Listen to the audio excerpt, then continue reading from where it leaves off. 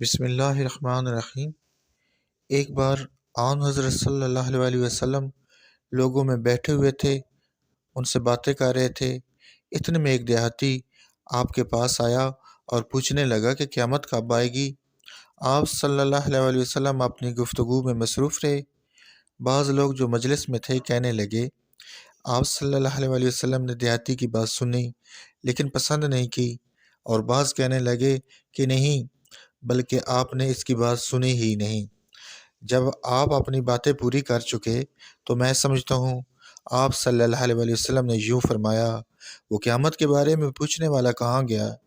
اس دیہاتی نے کہا، حضور صلی اللہ علیہ وسلم، میں موجود ہوں۔